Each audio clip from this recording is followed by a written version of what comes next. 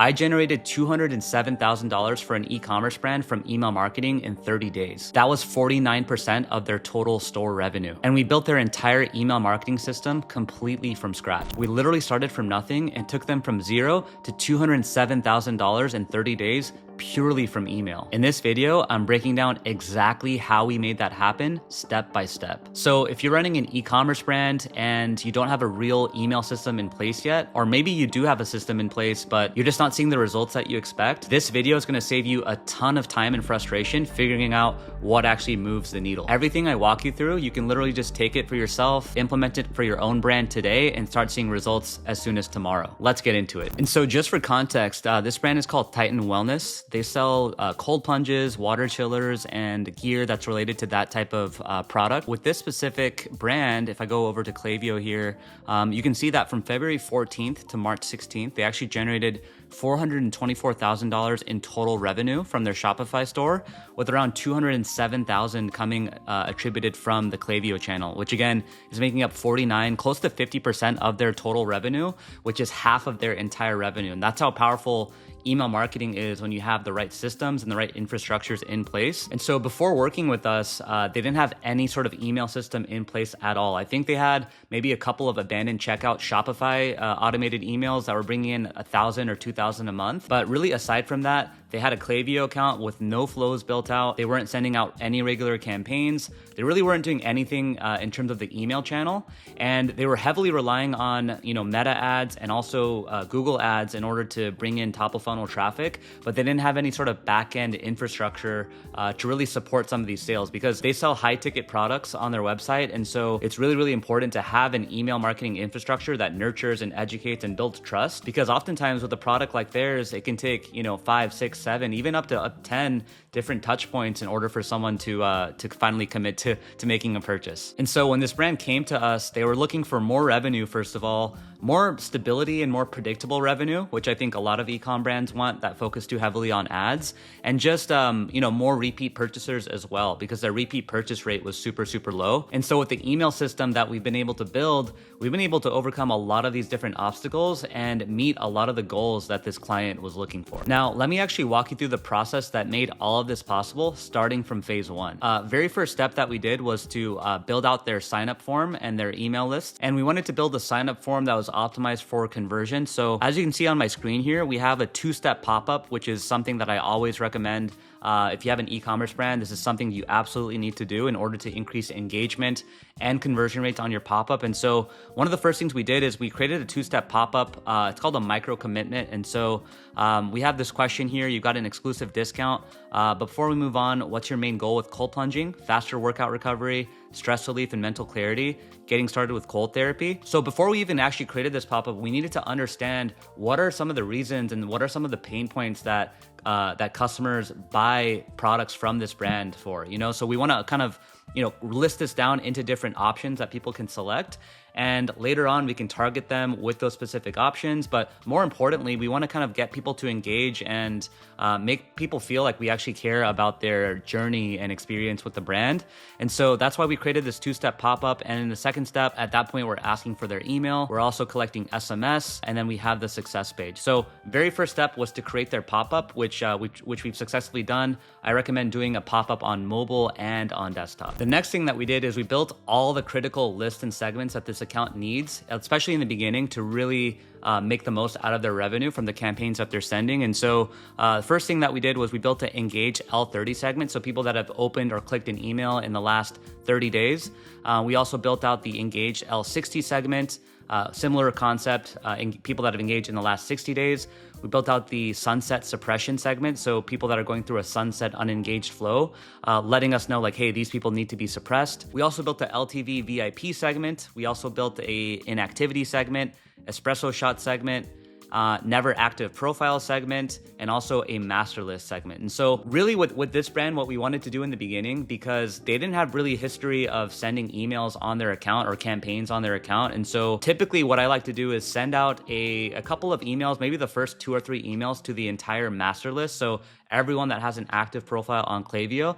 So that way I can get a pulse on, which people are actually engaging with emails and which people aren't. Because if you don't have any history of sending campaigns out to your list, then it doesn't make sense to start sending to an engaged segment because no one has been engaged. No one has had an opportunity to engage. And so typically what I like to do, like I said, is to send it out to the entire list, maybe the first couple of campaigns, collect that data, figure out who's engaging, who's not engaging, and then narrow down to our most engaged segments. I like to start with the engaged last 120 days. So people that have opened an email, clicked an email, has been active on site, has subscribed to your list in the last 120 days, and then focus on that segment. Monitor the deliverability, like your open rates, monitor the click rates, monitor the spam complaint rates, etc. And then you can kind of throttle that engaged segment up and down depending on what you're seeing. So for example, if your open rates at 120 engaged segment is only at 30%, then reduce that to 90-day engaged or 60-day engaged. If you're seeing a 60% open rate, then you can expand that to maybe the 100-day, 180-day engaged. So yeah, in the beginning, you want to be able to just go ahead and send out your emails to everyone so you can get a pulse on who's converting and who's not and who's engaging and who's not, and then narrow down from there. What you don't want to do is to continue sending to that master list or that overall profile list over and over and over, because that's what's going to harm your deliverability. But it's totally okay if you do it, a couple of times in the beginning, especially if you've never launched any campaigns in a while. By the way, if you want to go even deeper on everything that I'm covering, like the list growth, deliverability, flows, campaigns, etc., I've put together a 126-page email marketing playbook where I literally cover everything you need to know about email marketing in 2026. Strategies, tactics, real email examples, full flow breakdowns, literally all of it is in there. It's completely free. Link is in the description. Go grab it. Let me know what you think. So the next thing that we did was build brand-specific copy and design guidelines. So as you can see on my site, this brand has a lot of great lifestyle imagery and also great product imagery as well. And so we wanted to make sure in the beginning that our designer has these assets, so that way we can make the emails really come to life and make it look more aesthetic and beautiful, and also congruent with kind of the experience that people are having on their website. And also, just like the colors that they're using and kind of the tone of voice also plays a huge role in terms of how the emails are conveyed. One of the first things that we do actually is we send out like an onboarding form to every single client that we work with. And basically in that onboarding form, it's an opportunity for us to really dive deep and understand, who is the ideal customer, right? Who are we speaking to? What are the demographics? Where do they like to hang out, etc. So that way we can really craft copy that resonates with this brand specifically. And then on the design front, like I said, collecting image assets and, fonts, logos, branding assets, everything that we need to really make the emails congruent with the experience that people are having on, their social media and also their website that you can see here as well. So at this point, we've built out their high converting sign up forms. We've built out very important lists and segments. And we've also deeply understood, this brand specific target demographic and also their branding and design guidelines. And so the next step is to actually build out their flow framework and make sure that we have all of the core essential flows. This is going to be a really, really important thing that you want to focus on if you have an e-com brand, because it's going to be bringing in a lot of revenue for your brand. So this is a visual flow chart that we like to follow. We have the pre-purchase flows on the left side, and we also have the post-purchase flows on the right side. So we've actually built out each and every single one of these flows for this client. And you can see we have like the optimal number of emails here. We have the optimal time delays, and we also have like plain text emails and SMS, kind of sprinkled in throughout the entire visual interaction. So you can see we have the welcome series, the site abandonment, the browse abandonment, the cart abandonment, and the checkout abandonment. And quick side note, the cart abandonment is actually different than the checkout abandonment, which a lot of founders don't really realize. The cart abandonment is when someone adds to cart, but they don't actually initiate a checkout, versus the checkout abandonment is when someone initiates a checkout, but they don't complete their purchase. Most brands and most Klaviyo accounts that I audit don't already have a cart abandonment because it just requires a different style of trigger. But yeah, this brand that I'm talking about right now didn't even have an abandoned checkout flow set up, let alone a cart abandonment flow. So we made sure to set up both. And then on the post-purchase side, we set up the new customer post-purchase flow, repeat customer post-purchase, customer win back, and also the VIP flow. And I'm going to navigate over to their Klaviyo account right now so you can actually see that in action. And you can see we have the abandoned cart, which brought in $9,000 in the last 30 days, abandoned checkout, which brought in $29,000, which makes a lot of sense since it's very, very high intent. Browse abandonment brought in $9,000. The customer post-purchase brought in an additional $10,000. So that's why it's so important to also nurture your customers even after they make a purchase as well, because you can, look at ways that you can actually increase the lifetime value from people that have already bought. Most brands that I see, like once they make a purchase, they just kind of forget about them and they just focus too heavily on the top of funnel and getting people to convert before they purchase. But like I'm showing you right now, you can see that this brand has generated 10,000 just from a customer post-purchase flow. The espresso shot flow is another flow. It's kind of like a bonus hack type of flow, brought in an additional 5,000. Post-purchase bounce back, which is also a post-purchase flow that happens pretty much immediately, kind of like an immediate upsell or cross-sell flow. That brought in an additional $2,500, and the site abandonment brought an additional $1,300. We also have the welcome series, which brought in $73,000 alone. So the welcome series is hands down the most important flow that you can have in your account. So really, really important that we were able to nail this. And then we even did some SMS as well. You can see the SMS brought in an additional 16,000, which I'll kind of dive into more in detail later in this video. Main thing is that we wanted to make sure that these core flows that I'm showing here were built out on their account properly with the optimal time delays, the right number of emails, most importantly, the right strategy within the emails, and also making sure that the emails are actually being delivered correctly as well. A lot of times people have flows set up, but they don't actually deliver correctly because they're not set up with the correct backend triggers and the backend logic. So the next phase that we actually wanted to implement is actually sending out consistent campaigns every single week. As I told you earlier, this brand wasn't sending out any campaigns whatsoever at all. And so we wanted to get to a point where we're consistently sending 2 to 3 value-based campaigns every single week without fail. And I think the biggest issue with this brand owner is that he did not have time to sit down and send out campaigns every single week. And I think a lot of brand owners kind of fall into this category where they know how important sending campaigns out are to their list, but they just don't have the time to do it. And oftentimes what happens is that brand owners, they just send a last minute sales email when they're, short on time and they know that they need to send a campaign. What really needs to be happening is a consistent campaign sends literally every single week. So that way we're nurturing customers, we're educating them, providing value. And so when we do run a sale, it just performs that much better because we're kind of building up that momentum as we go. You can see here, we have the campaign profit generator. We send 2 to 3 campaigns every single week typically. And so what we did with this brand is that we wanted to send 75 to 80% value educational driven emails, and the other 20 to 25% to be more focused on like sales, promotions, new products, discounts, that sort of thing. We found that this strategy, tends to work really, really, really well. And, not just that, but it's not just about sending campaigns and, kind of leaving it at that. We also wanted to study the best performing campaigns and reiterate that into next month's campaign calendar. Because over time, as you send to campaigns, there's going to be some campaigns that your audience resonates with really well. And there might be some campaigns that just don't perform as well as you had hoped. And so our goal is to kind of analyze every single month what campaigns performed well and which campaigns didn't perform well, and how can we, replicate similar success for future campaign iterations that we do. Looking at some of the campaigns from February, you can see that this, we did a early Valentine's self-gift. That one had a 40% open rate and generated $256 in revenue. We did a self-gift extension, which did 48% open rate and $112 in revenue. I actually wanted to increase the open rates even more than just 40%. And so what I did, you can see that, the engaged L60 was a segment that we were sending to previously. We increased this to engaged, we decreased this to engaged L30. And you can see now that we're seeing higher open rates, 61% open rate, and we're seeing $2,000 in revenue from this campaign.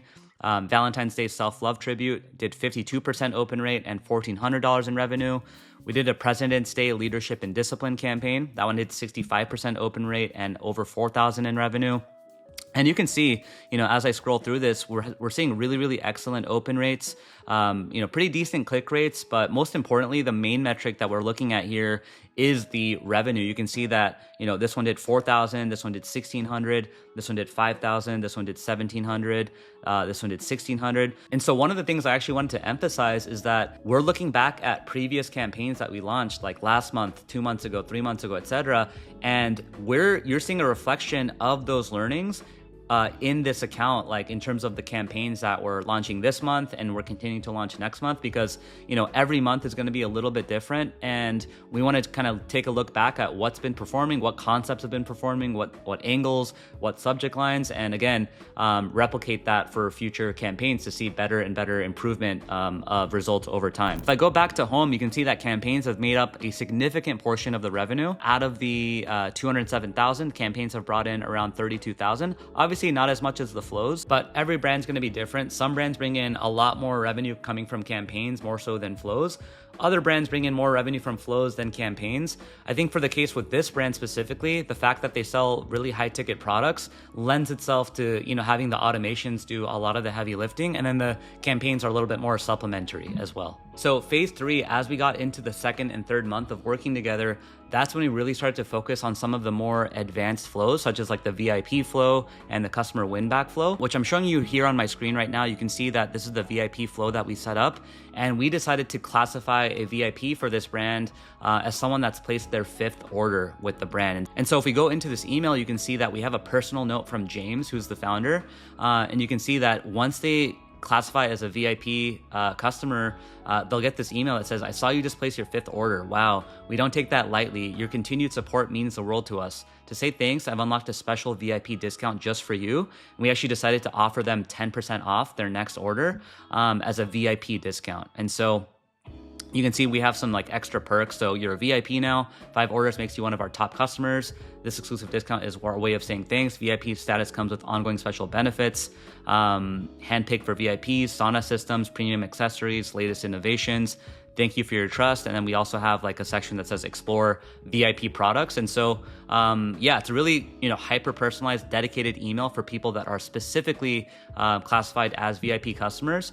And then secondly, we have the customer win back flow. And this is also a really important flow to have in place as well, because oftentimes people place one order, but then they simply just forget about your brand completely. And so the customer win back flow is basically an opportunity for us to get back into contact with potential recurring customers and let them know like, hey, we miss you around here. It's been a while since you placed your first order. We just want to say, we hope you're doing well and give you a, slight incentive to come back and place another order with us. So the customer win back flow is a flow that does really, really well, especially if you have a brand that's like replenishable and like a consumable brand. The customer win back is a great flow to have in place, and that's what gets people from becoming a one-time customer to a two-time customer, or a two-time to three-time, and so on and so forth. This is definitely one of the flows that you want to have in place, and something that we set up for this brand in sort of the phase 3 of working together. On top of that, we continue to double down on the best performing campaign creative angles, and that's something that we're continuing to do as we continue working together, and then also repurposing some of the best performing campaigns back into some of the highest converting flows, like the welcome series, abandoned checkout, browse abandonment, etc. And that's a really cool tip as well. Like there's going to be some campaigns that are like evergreen, not promotional, and not focused on a specific holiday, that if it's providing a lot of value, why not repurpose that back into some of the flows that you already have existing? Because if it's proven to convert, any new person that's joining your email list isn't going to see that campaign. If you launched that campaign 3 months ago and a new person joins your list, they're never going to see that campaign again. And so why not repurpose that campaign back into some of the flows and see some of the similar success of performance that you saw when you launched the campaign earlier? Again, we're continuing to double down on the best performing campaigns, and also understanding what this audience specifically is gravitating towards and how can we get better and better performance as we go. Another thing that we did, part of phase 3, sort of like a bonus, is starting to implement text messaging. SMS marketing is super, super important if you have a brand. And so with SMS marketing, we're bringing in around $25,000 in total revenue over the last 30 days. And a lot of this is coming from the flows and the campaigns. We go into the flows here, you can see that we have, if you look at the type, you can see that, we have email and text message. And so, you can see with the welcome SMS flow, we're waiting 30 minutes because someone just received an email. We want to give them a little bit of time before also sending them a text. But you can see we have this text message right here. And if we look at the performance of it, this simple SMS that gets triggered 30 minutes after someone enters their phone number on the sign-up form has generated $16,000 in the last 30 days. It's been delivered to 668 people. And the placed order rate is 2.4%, which is awesome. And then you can see for the abandoned checkout flow as well, one thing that I recommend doing there is to have the text message be at the very end of the sequence, kind of as like a last minute, like a last call follow-up reminder, letting them know that their discount is expiring. It doesn't need to be anything fancy either. Like our text message right here just says, your cart is waiting, use code SECRET for up to 30% off.